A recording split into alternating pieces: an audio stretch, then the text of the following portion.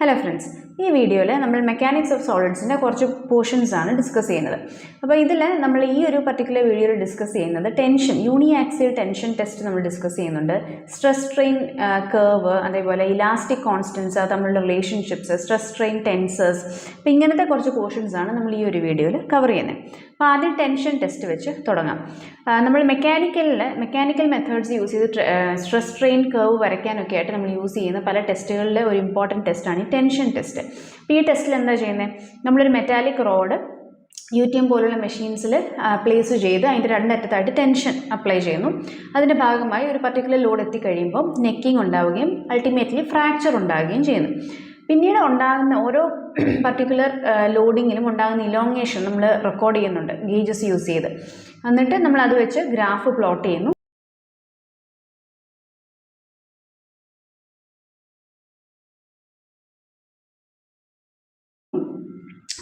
എന്നിട്ട് അതിൽ നിന്ന് സ്ട്രെസ് സ്ട്രെയിൻ ബിഹേവിയർ ഒക്കെ നമ്മൾ സ്റ്റഡി ചെയ്യുന്നു. A specimen is deformed usually to fracture with a gradually increasing tensile load that is applied uniaxially along the long axis of the specimen. നമ്മുടെ സ്പെസിമെൻ്റെ ആക്സിസിന് about ആയിട്ടാണ് നമ്മൾ tension apply ചെയ്യുന്നത്. The specimen is mounted by its ends into the holding grips of the testing apparatus. Tensile testing machine is designed to elongate the specimen at a constant rate and to continuously and simultaneously measure the instantaneous applied load and resulting elongations. The output of such a tensile test is recorded as load or force versus elongation. The load deformation characteristics are dependent on the specimen size. To minimize these geometrical factors, load and elongation are normalized to the respective parameters of engineering stress and strain. എന്നിട്ട് ഇതിൽ നിന്ന് നമ്മൾ സ്ട്രെസ്സും സ്ട്രെയിനും കണ്ടുപിടിക്കുന്നു. അപ്പോൾ stress കണ്ടുപിടിക്കാനുള്ള equation എന്താ? Load by area. നമ്മൾ അപ്ലൈ ചെയ്ത load divided by original cross sectional area before the load is applied. A0 എന്ന് പറഞ്ഞ് ഡിനോട്ട് ചെയ്യുന്നത്. അപ്പോൾ അത് വെച്ച് ഡിവൈഡ് ചെയ്യുമ്പോൾ നമുക്ക് സ്ട്രെസ് കിട്ടും. സ്ട്രെയിൻ കണ്ടുപിടിക്കുന്നത് എങ്ങനെ? ഡിഫോർമേഷൻ ബൈ ഒറിജിനൽ ലെങ്ത് ആണ്. അപ്പോൾ ഡിഫോർമേഷൻ കണ്ടുപിടിക്കാൻ Li minus L0 by L0 ചെയ്താൽ മതി. L0 is the length before the load is applied. Li is the instantaneous length. അപ്പോൾ ഇങ്ങനെ നമ്മൾ ടെൻഷൻ ടെസ്റ്റ് ചെയ്യുന്നു, ഇലോങ്ങേഷൻ ലോഡ് സ്റ്റഡി ചെയ്യുന്നു, അത് വെച്ചൊരു സ്ട്രെസ് സ്ട്രെയിൻ കർവ് പ്ലോട്ട് ചെയ്യുന്നു. അപ്പോൾ സ്റ്റീലിൻ്റെ ഒരു ടിപ്പിക്കൽ സ്ട്രെസ് സ്ട്രെയിൻ കർവ് ഏകദേശം ഇതുപോലെ ഇരിക്കും. ഇതിൽ നമ്മൾ ബേസിക്സ് ബിടെക്കിൻ്റെ ബേസിക്സ് തൊട്ടേ പഠിക്കുന്ന ഒരു കർവാണ് ഈ സ്ട്രെസ് സ്ട്രെയിൻ കർവ്. ഇതിൽ ചില ഇമ്പോർട്ടൻറ്റ് പോയിൻറ്റ്സ് ഉണ്ട് ഓരോ പോർഷൻ. ഇപ്പോൾ നമ്മുടെ പ്രപ്പോർഷണൽ ലിമിറ്റ്, അതേപോലെ yീൽഡ് പോയിൻറ്റ്, അപ്പോൾ ഇങ്ങനത്തെ കുറച്ച് ഇമ്പോർട്ടൻറ്റ് കൺസെപ്റ്റ്സ് നമുക്കിതിൽ പ്രിപ്പയർ ചെയ്യാനുണ്ട്. ആദ്യം the diagram begins with a straight line from the origin O to point A, which means that the relationship between stress and strain is not only linear but also proportional. അപ്പോൾ നമ്മുടെ ഈ ഗ്രാഫിൽ O തൊട്ട് A വരെയുള്ള point എന്ന് പറയുന്നത് proportional ആയിട്ടുള്ളൊരു area ആണ്. അതായത് അത്രയും ഏരിയയിലും സ്ട്രെസ്സും സ്ട്രെയിനും ഡയറക്റ്റ്ലി പ്രൊപ്പോർഷണൽ ആണ്. Beyond point A, the proportionality between stress and strain no longer exists. Hence, the stress at A is called the proportional limit. ഇപ്പോൾ പോയിന്റ് A ആണ് നമ്മുടെ ആദ്യത്തെ ഇമ്പോർട്ടൻ്റ് ആയിട്ട് നമുക്ക് ഈ ഒരു കർവിൽ അറിഞ്ഞിരിക്കേണ്ട പോയിന്റ്, പ്രൊപ്പോർഷണൽ ലിമിറ്റ്. ഇപ്പോൾ പോയിന്റ് A വരെ നമ്മുടെ സ്ട്രെസ്സും സ്ട്രെയിനും പ്രൊപ്പോർഷണൽ ആയിരിക്കും. അതായത് സ്ട്രെസ് എത്രത്തോളം കൂടുന്നതനുസരിച്ച് സ്ട്രെയിനും കൂടിക്കൊണ്ടിരിക്കും. എന്നാൽ എയ്ക്ക് ശേഷം ഈ പ്രൊപ്പോർഷണാലിറ്റി ബിഹേവിയർ നഷ്ടപ്പെടുന്നുണ്ട്. സ്ട്രെസ്സും സ്ട്രെയിനും പ്രൊപ്പോർഷണൽ ആയിട്ടായിരിക്കത്തില്ല പിന്നീട് വേരി ചെയ്യുന്നത്. The slope of the straight line from O to A is called the modulus of elasticity E. It has a same units as stress. ഇപ്പോൾ ഈ O to A വരെയുള്ള ലൈനിൻ്റെ സ്ലോപ്പിനെയാണ് നമ്മൾ modulus of elasticity എന്ന് വിളിക്കുന്നത്. അത് പിന്നീട് നമ്മൾ ഡീറ്റെയിൽ ആയിട്ട് പഠിക്കുന്നുണ്ട്. With an increase in stress beyond the proportional limit, strain begins to increase more rapidly for each increment in stress. ഇപ്പോൾ ഇവിടെ കർവ് ശ്രദ്ധിച്ച് A കഴിഞ്ഞിട്ട് സ്ട്രെയിൻ വളരെയധികം കൂടുന്നുണ്ട്, സ്ട്രെസ് തീരെ ചെറുതായിട്ടേ കൂടുന്നുള്ളൂ. അപ്പോൾ ചെറിയ ലോഡ് നമ്മൾ അപ്ലൈ ചെയ്താൽ പോലും സ്ട്രെയിൻ വലുതായിട്ട് അല്ലെങ്കിൽ വലിയ ഇലോങ്ങേഷൻ അല്ലെങ്കിൽ ഡീഫോർമേഷൻ മെറ്റീരിയലിൽ സംഭവിക്കുന്നുണ്ട്. Consequently, the stress strain curve has a smaller and slope until point B. The curve becomes horizontal. Beginning at this point, considerable elongation of the test specimen occurs with no noticeable increase in the tensile force. This phenomenon is called as yielding of the material, and point B is called the yield point. അപ്പോൾ ഈ point B തൊട്ട് material yield ചെയ്യാൻ തുടങ്ങും. yield ചെയ്യുക എന്ന് വെച്ചാൽ എന്താ? ചെറിയ ലോഡ് കൊടുത്താലും ഒരുപാട് ഡീഫോർമേഷന് മെറ്റീരിയലിന് സംഭവിക്കുന്നു. The corresponding stress is known as yield stress. അടുത്തത് B to C വരെയുള്ള ഈ ഒരു പോർഷൻ ശ്രദ്ധിച്ചേ. ഇവിടെ ഡീഫോർമേഷൻ പെർമനൻ്റ് ആയിരിക്കും. അതായത് നമ്മൾ പിന്നീട് ലോഡ് റിവേഴ്സ് അല്ലെങ്കിൽ റോഡ് നമ്മൾ റിമൂവ് ചെയ്താലും തിരിച്ച് പഴയ ഷേപ്പിലേക്ക് ബോഡി എത്തത്തില്ല. In the region from B to C, the material becomes perfectly plastic, which means that it deforms without an increase in the applied load. After undergoing large strains that occur during yielding in the region BC, steel begins to strain harden. ഇപ്പം നമ്മൾ BC എന്ന് പറഞ്ഞ പോർഷനിൽ plastic ആയി എന്ന് പറഞ്ഞു. ഈ സിക്ക് ശേഷം ശ്രദ്ധിച്ചേ, നമ്മുടെ കേർവ് കുറച്ചുകൂടി മുകളിലോട്ട് പോകുന്നുണ്ട്, അതായത് സ്ട്രെസ്സ് കുറച്ചുകൂടി ഇത് ക്യാരി ചെയ്യുന്നുണ്ട്. അതെന്തുകൊണ്ടാണ് സംഭവിച്ചത്? മെറ്റീരിയൽ സ്ട്രെയിൻ ഹാർഡൻ ചെയ്യും, അതായത് മെറ്റീരിയലിനുള്ളിൽ തന്നെ ഒരു അതിൻ്റെ ക്രിസ്റ്റൽ സ്ട്രക്ചറിൽ തന്നെ ഒരു റീഅറേഞ്ച്മെൻറ്റ് ഉണ്ടാവുകയും കുറച്ചുകൂടെ ലോഡിനെ ക്യാരി ചെയ്യാനുള്ള ഒരു ശേഷി ഡെവലപ്പ് ചെയ്തെടുക്കും. അതുകൊണ്ടാണ് കേർവ് മുകളിലേക്ക് പോകുന്നത്. During strain hardening, the material undergoes changes in its crystalline structure, resulting in increased resistance of the material to further deformation.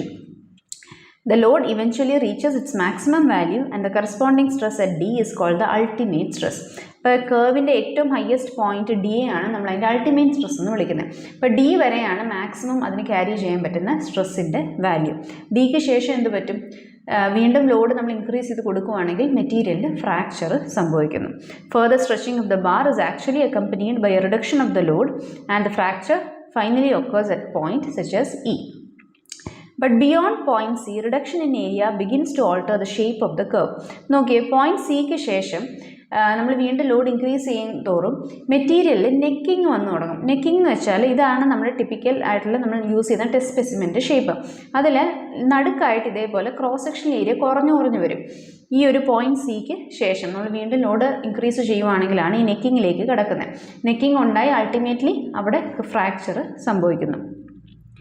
The reduction in area in the bar becomes clearly visible and a pronounced necking of the bar occurs. അപ്പോൾ ഇതാണ് ഒരു typical ആയിട്ടുള്ള ഒരു stress strain കർവിൽ നമുക്ക് അറിഞ്ഞിരിക്കേണ്ടത്. അപ്പോൾ ആദ്യം നമുക്കൊരു ഇലാസ്റ്റിക് സോൺ ഉണ്ട്, അവിടെ നമുക്കൊരു പ്രൊപ്പോർഷണലായിട്ടാണ് സ്ട്രെസ്സും സ്ട്രെയിനും വേരി ചെയ്യുന്നത് up to the proportional limit. അതിനുശേഷം yielding മെറ്റീരിയലിന് സംഭവിക്കുന്നു. ചെറിയ സ്ട്രെസ്സ് കൊടുത്താലും ഇലോങ്ങേഷൻ ഒരുപാട് കൂടുതലായിരിക്കും. ആ പോർഷനെയാണ് നമ്മൾ perfectly plastic or yielding zone എന്ന് വിളിക്കുന്നത്.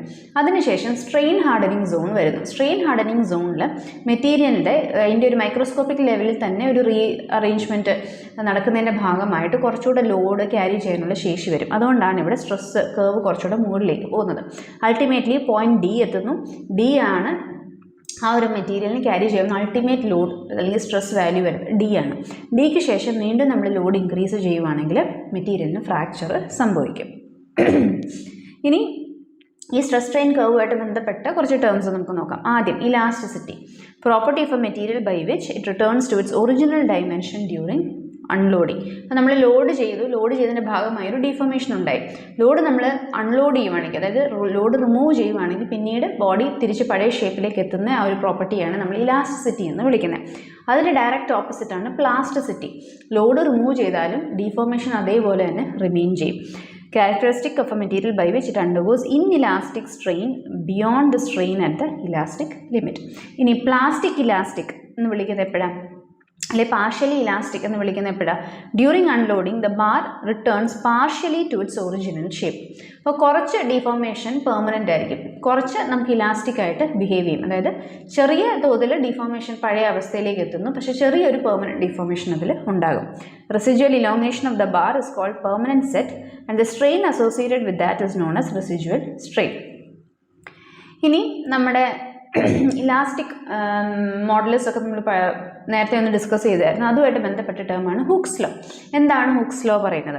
The linear relationship between stress and strain for a bar in simple tension or compression is expressed by the equation sigma is equal to modulus of elasticity into strain. അതായത് Hooke's law പ്രകാരം നമ്മുടെ proportional ലിമിറ്റിനുള്ളിൽ സ്ട്രെസ്സും സ്ട്രെയിനും പ്രൊപ്പോർഷണലാണ്. അതായത് stress കൂടുന്നതനുസരിച്ച് സ്ട്രെയിനും കൂടും. ഇനിയും അതിനെ നമുക്ക് modulus of ഇലാസ്റ്റിസിറ്റിയുടെ ടേംസിൽ എഴുതുവാണെങ്കിൽ stress is equal to modulus of elasticity into strain എന്ന് എഴുതാം. അല്ലെങ്കിൽ stress by strain is equal to modulus of elasticity എന്ന് നമുക്ക് പറയാം. The above equation is known as Hooke's law.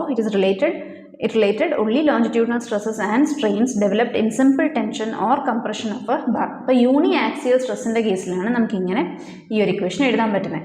By ആക്സിയലിനെ try ആക്സിയലിൻ്റെ കേസിലുള്ളത് നമ്മൾ പിന്നീട് താഴെ പഠിക്കുന്നുണ്ട്. മോഡുലസ് ഓഫ് ഇലാസ്റ്റിസിറ്റി നമ്മൾ യങ്സ് മോഡുലസ് എന്നും വിളിക്കാറുണ്ട്. ഇനി നമുക്ക് മെറ്റീരിയൽ ബിഹേവിയറിൻ്റെ പോർഷന് വരുന്ന ഒരു ടോപ്പിക്കാണ് ഡിസ്കസ് ചെയ്യാനുള്ളത്. അപ്പോൾ നമ്മൾ പലപ്പോഴും മെറ്റീരിയൽസ് ഡിസ്ക്രൈബ് ചെയ്യാൻ നേരം ഐസോട്രോപിക് മെറ്റീരിയൽ എന്നൊക്കെ പറയാറുണ്ട്. അപ്പോൾ എന്താണ് അതുകൊണ്ട് ഉദ്ദേശിച്ചിരിക്കുന്നത്? An isotropic material is defined by its uniform properties in all directions.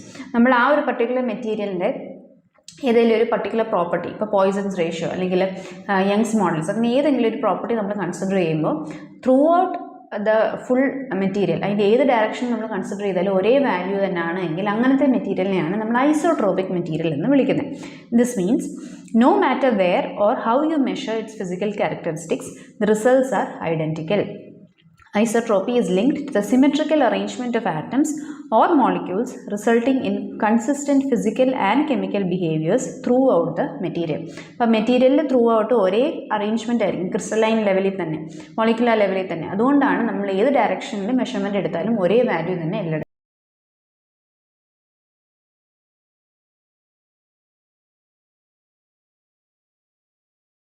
കിട്ടും. ഇനി അനൈസോട്രോപിക് മെറ്റീരിയൽ എന്ന് വെച്ചാൽ എന്താ? It is A property of a material that exhibits different properties or behaviours depending on the direction of measurement or observation.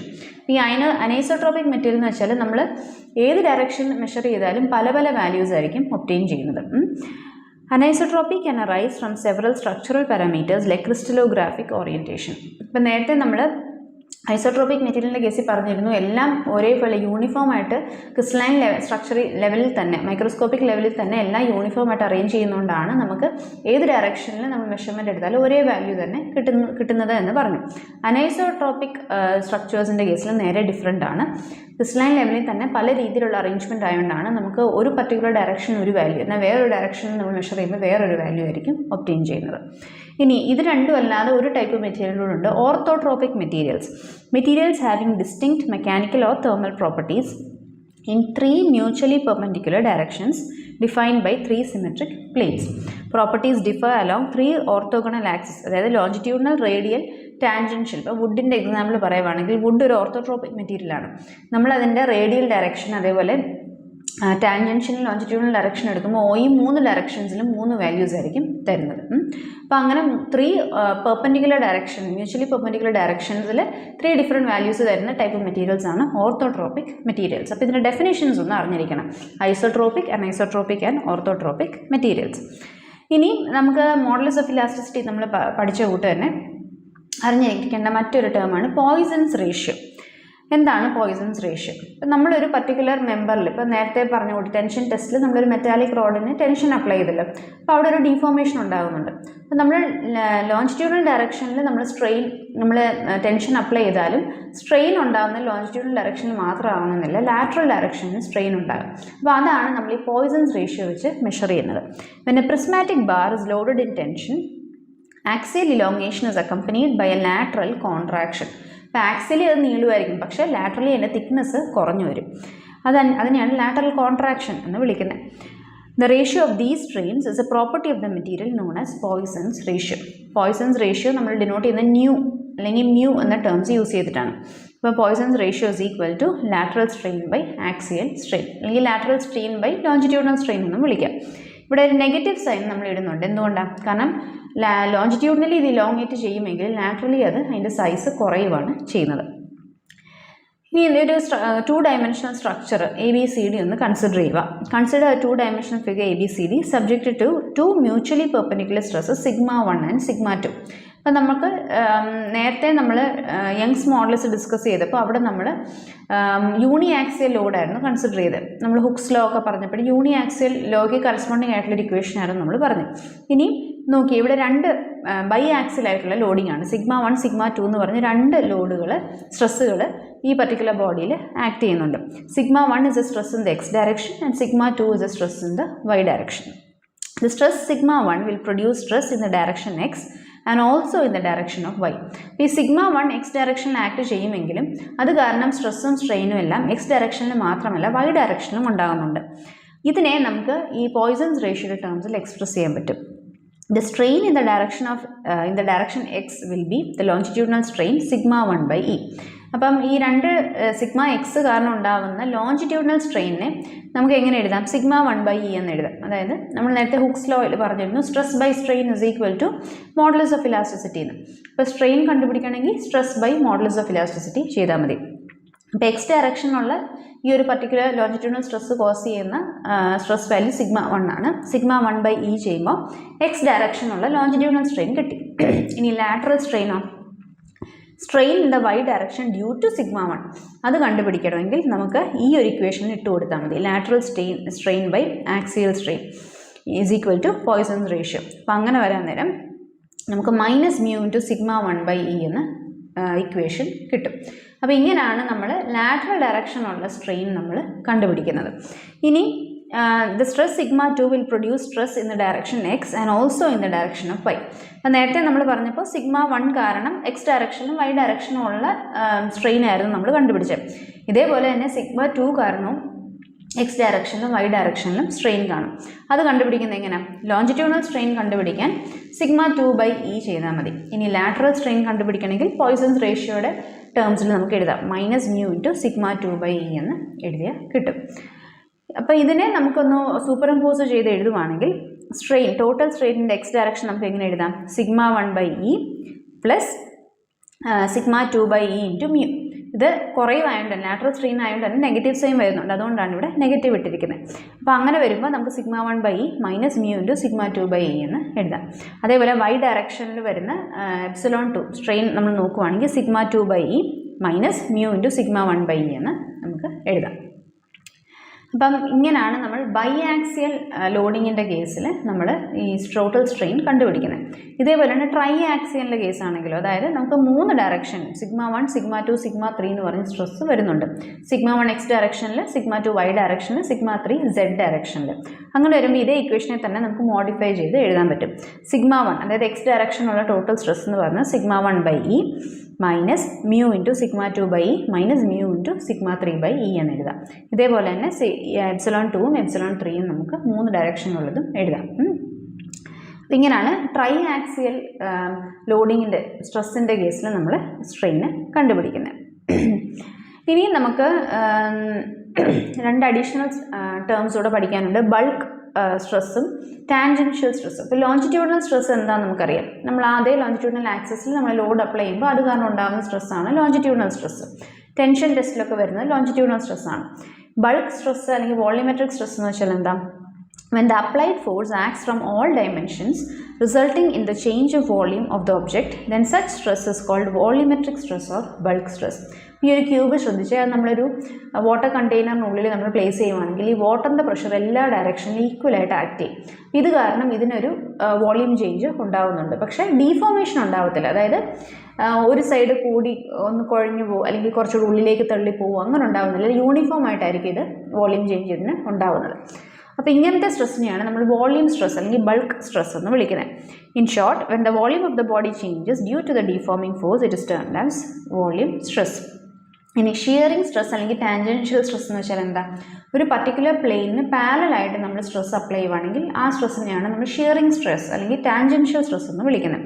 Longitudinal stress എന്ന് പറയുമ്പോൾ അല്ലെങ്കിൽ normal stress എന്ന് പറയുമ്പോൾ ആ പർട്ടിക്കുലർ പ്ലെയിന് പെർപെൻഡിക്കുലർ ആയിട്ടാണ് സ്ട്രെസ് ആക്ട് ചെയ്യുന്നത്.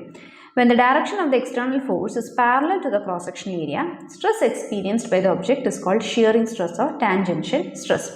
This results in the change in the shape of the body. ഇനി ഇതേപോലെ തന്നെ സ്ട്രെയിനും നമുക്ക് പഠിക്കാനുണ്ട്. ഷിയർ സ്ട്രെയിനും വോളിയോമെട്രിക് സ്ട്രെയിനും. ഷിയർ സ്ട്രെയിൻ എന്താ?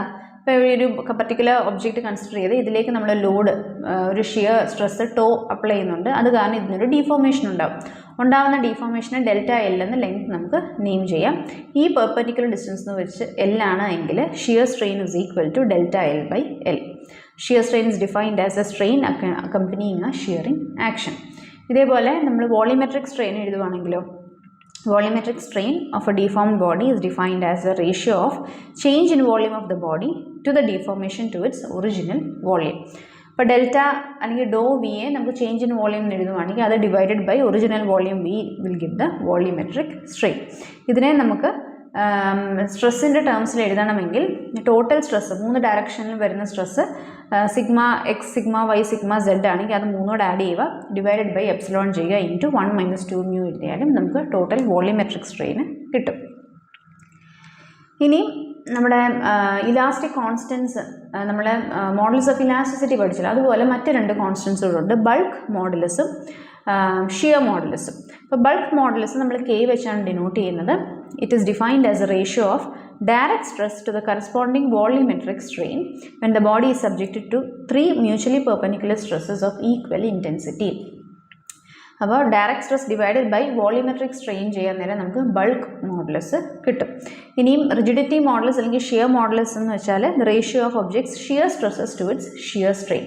അപ്പോൾ shear stress divided by shear strain ചെയ്യുമ്പോൾ നമുക്ക് മോഡുലസ് ഓഫ് റിജിഡിറ്റി കിട്ടി. മോഡുലസ് ഓഫ് റിജിഡിറ്റി നമ്മൾ ജി യൂസ് ചെയ്തിട്ടാണ് ഡിനോട്ട് ചെയ്യുന്നത്. അടുത്തായിട്ട് നമുക്ക് ഡിസ്കസ് ചെയ്യാനുള്ളത് ഇപ്പോൾ പഠിച്ച ഇലാസ്റ്റിക് കോൺസ്റ്റൻസ് തമ്മിലുള്ള റിലേഷൻഷിപ്പാണ്. ഇത് ഇമ്പോർട്ടൻ്റ് ആയിട്ടുള്ളൊരു പോർഷനാണ്, കാരണം ഇതിൽ നിന്ന് പ്രോബ്ലംസ് ചോദിക്കും. ഇപ്പോൾ നമ്മുടെ Young's modulus E, shear modulus G, bulk modulus കെയും പോയിസൺസ് റേഷ്യോ മ്യൂ ആണ് എങ്കിൽ E is equal to 2g × 1 + mu, E is equal to 3k × 1 - 2 nu and E is equal to 9kg/3k + g. ഈ 3 ഇക്വേഷൻസും വളരെ important ആണ്. Problem ഈ ഏരിയയിൽ നിന്ന് expect ചെയ്യാവുന്നതാണ്. അപ്പോൾ അടുത്തായിട്ട് നമുക്ക് ഈ സ്ട്രെസ് ആൻഡ് സ്ട്രെയിൻ ടെൻസേഴ്സ് എങ്ങനെ എഴുതാമെന്നുള്ളത് നോക്കാം. അപ്പം സാധാരണ നമ്മളൊരു സ്കെയിലർ ക്വാണ്ടിറ്റി എന്ന് വെച്ചാൽ എന്താ, നമ്മളൊരു മാഗ്നിറ്റ്യൂഡ് വെച്ച് മാത്രം ഡിസ്ക്രൈബ് ചെയ്യുന്നൊരു പ്രോപ്പർട്ടി ആയിരിക്കും. വെക്റ്റർ ക്വാണ്ടിറ്റി എന്ന് പറയുമ്പോൾ മാഗ്നിറ്റ്യൂഡൊപ്പം തന്നെ ഡയറക്ഷനും നമ്മൾ യൂസ് ചെയ്യും ഡിസ്ക്രൈബ് ചെയ്യാനായിട്ട്. ടെൻസർ എന്ന് പറയുമ്പോൾ ഇപ്പോൾ സ്ട്രെസ് സ്ട്രെയിൻ പോലുള്ള പ്രോപ്പർട്ടീസ് ആണ് എങ്കിൽ നമ്മളൊക്കെ അതിനെ എക്സ്പ്രസ് ചെയ്യാനായിട്ട് നമുക്ക് മാഗ്നിറ്റ്യൂഡ്, ഡയറക്ഷൻ, സെൻസ് മാത്രം പോരാ, അതിൻ്റെ ഒപ്പം അത് ഏത് പ്ലെയിനിലാണ് ആക്ട് ചെയ്യുന്നത് എന്നോട് പ്രൊവൈഡ് ചെയ്യണം. For a complete description of stress we have to specify not only its magnitude, direction and sense but also the surface on which it acts. അതുകൊണ്ട് തന്നെ സ്ട്രെസ്സിനെയും സ്ട്രെയിനെയും നമുക്ക് ടെൻസേഴ്സ് എന്ന് വിളിക്കാം. അപ്പോൾ ആദ്യം സ്ട്രെസ് ടെൻസർ എങ്ങനെ എഴുതുന്നതെന്നുള്ളത് നോക്കാം. 3 ഡയറക്ഷനിൽ ഇപ്പോൾ ഒരു ഒബ്ജക്റ്റ്, ഒരു ക്യൂബ് കൺസിഡർ ചെയ്യുക, അതിൻ്റെ ഓരോ പ്ലെയിനിലും ആക്ട് ചെയ്യുന്ന നോർമൽ ആൻഡ് ഷിയർ സ്ട്രെസ്സസിനെ നമുക്ക് എങ്ങനെ സ്ട്രെസ് ടെൻസറിൻ്റെ ഫോമിൽ എഴുതാമെന്ന് നോക്കാം. അപ്പോൾ ആദ്യം നമുക്ക് ഈ ഒരു എക്സ് പ്ലെയിൻ കൺസിഡർ ചെയ്യാം. അപ്പോൾ എന്താണ് എക്സ് പ്ലെയിൻ? ഈ എക്സ് പ്ലെയിൻ അല്ലെങ്കിൽ ഈ ഒരു സൈഡിനെ നമുക്ക് എക്സ് പ്ലെയിൻ എന്ന് വിളിക്കുന്നത് എപ്പോഴാണ്? ആ ഒരു സർഫസിന് നോർമലായിട്ട് വരുന്ന ഡയറക്ഷൻ എക്സ് ഡയറക്ഷൻ ആണെങ്കിൽ. അപ്പോൾ ഈ ഒരു എക്സ് പ്ലെയിനിന് നോർമലായിട്ട് വരുന്നത് എക്സ് ഡയറക്ഷനാണ്. അപ്പോൾ ഇതൊരു എക്സ് പ്ലെയിൻ ആണ്. അപ്പോൾ ഈ എക്സ് പ്ലെയിനിൽ വരുന്ന 2 ടൈപ്പ് സ്ട്രെസ്സസ് ഉണ്ട്, നോർമൽ സ്ട്രെസ്സും ഷിയർ സ്ട്രെസ്സും. അപ്പോൾ ഇനി മുതൽ നമ്മൾ നോർമൽ സ്ട്രെസ്സിനെ സിഗ്മ വെച്ചും ഡിനോട്ട് ചെയ്യും, ഷിയർ സ്ട്രെസ്സിനെ ടോ വെച്ചും ഡിനോട്ട് ചെയ്യും. അപ്പോൾ സിഗ്മ എക്സ് എന്ന് വെച്ചാൽ ഈ എക്സ് പ്ലെയിനിലുള്ള നോർമൽ സ്ട്രെസ്സാണ്.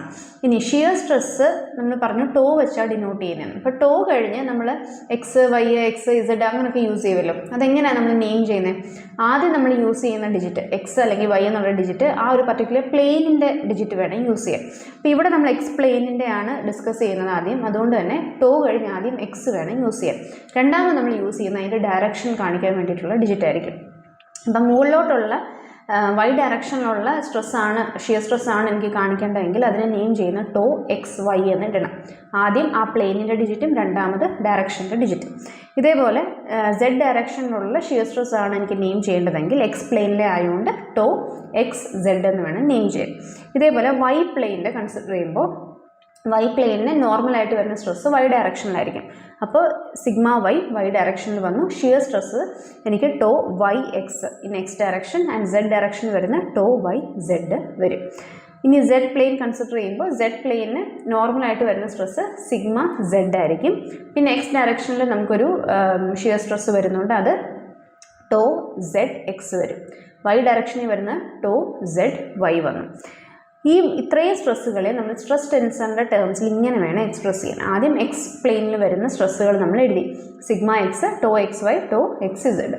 പിന്നെ വൈ പ്ലെയിനിൽ വരുന്ന സ്ട്രെസ്സസ് എഴുതി, സെഡ് പ്ലെയിനിൽ വരുന്ന സ്ട്രെസ്സസും എഴുതി. ഇവിടെ നോക്കിയ ഡയഗണലായിട്ട് നമുക്ക് വരുന്നതെല്ലാം നോർമൽ സ്ട്രെസ്സുകളായിരിക്കും, ബാക്കി നമുക്ക് ഷിയർ സ്ട്രെസ്സുകളാണ് വരുന്നത്. ഇനി ഇതേപോലെ തന്നെ നമ്മൾ സ്ട്രെയിൻ ടെൻസർ നമുക്ക് എങ്ങനെ എഴുതാം? സ്ട്രെയിൻ ടെൻസർ എഴുതാൻ നേരം ഈ ഡയഗണലി നമ്മൾ എഴുതിയ നോർമൽ സ്ട്രെസ്സിൻ്റെ പ്ലേസിലല്ല നമുക്ക് നോർമൽ സ്ട്രെയിനും എഴുതാം. ബാക്കി ടോ വരുന്ന ഷിയർ സ്ട്രെസ് വരുന്ന ഏരിയാസിലെല്ലാം നമുക്ക് ഷിയർ സ്ട്രെയിൻ എഴുതേണ്ടി വരും. ഇനി ഇവിടെ ശ്രദ്ധിക്കേണ്ട ഒരു കാര്യം, നമ്മൾ ഷിയർ സ്ട്രെയിന് പകരം നമ്മൾ ഷിയറിംഗ് സ്ട്രെയിനിൻ്റെ ഫോമിലാണ് നമ്മൾ ഷിയർ സ്ട്രെയിനെ റെപ്രസെൻറ്റ് ചെയ്യാൻ പോകുന്നത്. ഇവിടെ നമ്മുടെ നോർമൽ സ്ട്രെയിൻ എല്ലാം epsilon x, epsilon y, epsilon z ആണ്. അതേപോലെ ഷിയറിംഗ് സ്ട്രെയിൻ്റെ ടേംസിൽ നമ്മൾ ഈ ഷിയർ സ്ട്രെയിനെ എഴുതുവാണെങ്കിൽ epsilon x y will be equal to half of gamma x y and epsilon y z will be equal to half of gamma y z and epsilon z x will be equal to half of gamma z x. അപ്പോൾ ഈ ഒരു ടേംസിൽ വേണം എഴുതാൻ. അപ്പം ഇങ്ങനെയാണ് നമ്മൾ stress and strain ടെൻസേഴ്സ് നമ്മൾ എഴുതുന്നത്. ഇനി നമുക്ക് ജനറലൈസ്ഡ് ഹുക്സ് ലോ എന്താണെന്നുള്ളത് നോക്കാം. ഇപ്പം നമ്മൾ ഹുക്സ് ലോ പഠിക്കാൻ നേരം stress by strain is equal to modulus of elasticity എന്ന് പറഞ്ഞ് എഴുതിയല്ലോ. ഈ ജനറലൈസ്ഡ് ഹുക്സ് ലോ എന്ന് പറയുമ്പോൾ Stresses can be expressed in terms of strains, stating that at each point in a material, each stress component is linearly related to all the strain components. അതായത് പല സ്ട്രെസ്സും പല സ്ട്രെയിൻസും act ചെയ്യുന്നുണ്ടായിരിക്കും ഒരു particular ബോഡിയിൽ. അപ്പോൾ ഒരു പർട്ടിക്കുലർ പോർഷനിൽ വരുന്ന സ്ട്രെസ്സ് ആ ഡയറക്ഷനിൽ ആക്ട് ചെയ്യുന്ന സ്ട്രെസ്സിൻ്റെ എഫക്റ്റ് കൊണ്ട് മാത്രമായിരിക്കത്തില്ല, പല സ്ട്രെയിനുകൾ അതിലുണ്ടാകുന്ന പല സ്ട്രെയിനുകളുടെ ഒരു എഫക്റ്റ് അതിലുണ്ടാകും. അപ്പോൾ ഇതിനെ എക്സ്പ്ലെയിൻ ചെയ്യാനായിട്ട് ഡിനോട്ട് ചെയ്യാൻ വേണ്ടിയിട്ടാണ് നമ്മൾ ജനറലൈസ്ഡ് ഹുക്സ് ലോ യൂസ് ചെയ്യുന്നത്. 3 dimensional സ്റ്റേറ്റ് ഓഫ് സ്ട്രെസ്സിലാണ് നമ്മളിത് കൺസിഡർ ചെയ്യുന്നത്. ജനറലായിട്ട് നമ്മൾ എഴുതുമ്പോൾ നമുക്ക് എങ്ങനെ എഴുതാം? Stress is equal to D into epsilon എന്ന് എഴുതാം. എപ്സിലോൺ എന്തുവാ? നമ്മുടെ സ്ട്രെയിൻ കോമ്പണൻറ്റും സ്ട്രെസ് സിഗ്മ എന്നുള്ളത് സ്ട്രെസ് കോമ്പണൻറ്റുമാണ്. ഇനി ഡി ഐ ജെ കെ എന്ന് വെച്ചാൽ എന്താ? ഇലാസ്റ്റിസിറ്റി മെട്രിക്സ്, സ്റ്റിഫ്നെസ് മെട്രിക്സ് എന്നൊക്കെ നമുക്കതിനെ വിളിക്കാം. അപ്പോൾ അതാണ് ഈ ഡിനോട്ട് ചെയ്തിരിക്കുന്നത്. അപ്പോൾ ഇതിൽ ഇവിടെ നമുക്ക് നമ്മുടെ സ്ട്രെസ് കോമ്പണൻസ് കാണാം, ഇവിടെ സ്ട്രെയിൻ കോമ്പണൻസും കാണാം, ഇവിടെ നമ്മുടെ സ്റ്റിഫ്നെസ് മെട്രിക്സ് അല്ലെങ്കിൽ ഇലാസ്റ്റിസിറ്റി മെട്രിക്സും കാണാം. ഇനി ഇതാണ് ജനറലൈസ്ഡ് ആയിട്ടുള്ള ഹുക്സ് ലോ. ഇനി ഇതിൽ നിന്ന് നമ്മൾ നേരത്തെ പഠിച്ച ഐസോട്രോപിക്, അനൈസോട്രോപിക് മെറ്റീരിയലിന് ഓരോന്നിനും സ്പെസിഫൈ ചെയ്ത് പ്രത്യേകം നമുക്ക് എഴുതിയെടുക്കാവുന്നതാണ്. ഇതിൽ നിന്ന് കുറേ ടേംസ് ഒക്കെ ക്യാൻസൽ ഔട്ട് ആയിപ്പോൾ. അപ്പോൾ നമുക്ക് സിലബസിൽ നമുക്ക് സ്പെസിഫൈ ചെയ്തിരിക്കുന്നത് ഐസോട്രോപിക് ലീനിയർ ഇലാസ്റ്റിക് മെറ്റീരിയലിൻ്റെ ഹുക്സ് ലോ എഴുതാനാണ്. അത് ഇങ്ങനെയാണ് വരുന്നത്. For a material whose elastic properties are not a function of direction at all. Isotropic material നമ്മൾ ഡിസ്കസ് ചെയ്തപ്പോൾ പറഞ്ഞിരുന്നു പ്രോപ്പർട്ടീസ് എല്ലാ ഡയറക്ഷനിലും സെയിം ആണ്.